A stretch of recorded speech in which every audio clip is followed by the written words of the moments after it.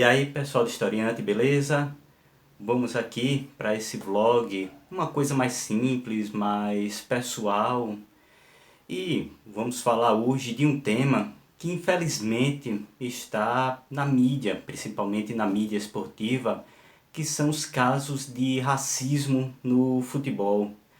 Nós tivemos nesse ano de 2019 muitos, mas muitos casos de racismo.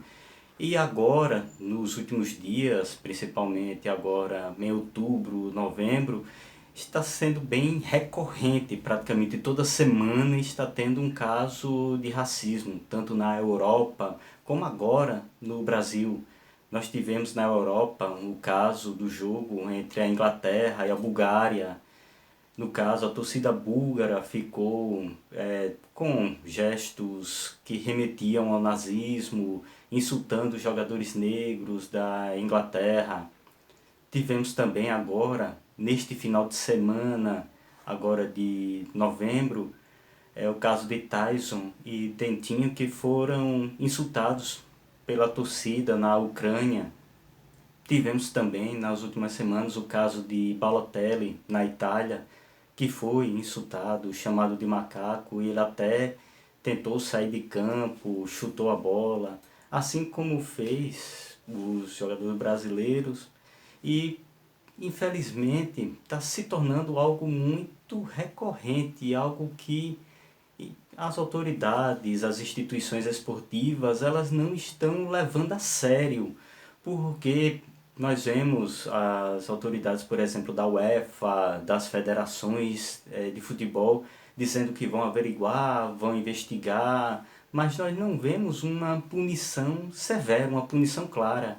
Agora no Campeonato Brasileiro, no jogo entre o Atlético Mineiro e o Cruzeiro, teve um torcedor que estava insultando um segurança, dizendo: ó a cor, ó a sua cor, inferiorizando o segurança por ele estar fazendo o seu trabalho, utilizando essa forma racista, preconceituosa contra uma pessoa.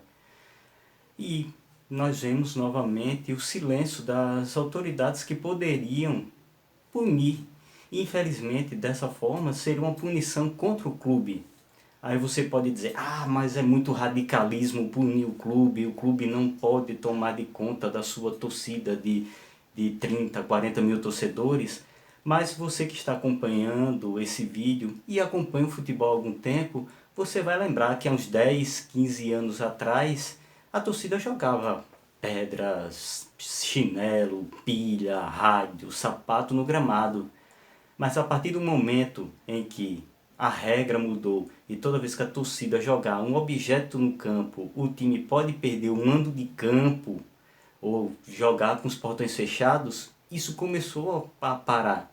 Porque o torcedor ele ia sofrer, ia ver o seu time sofrer aquela punição e ia parar com isso. E os outros torcedores também. A partir do momento em que um torcedor jogava uma pilha, por exemplo, no gramado, os outros torcedores seguravam ele, ou então chamavam a polícia para tomar as medidas contra aquele torcedor que estava infringindo a lei.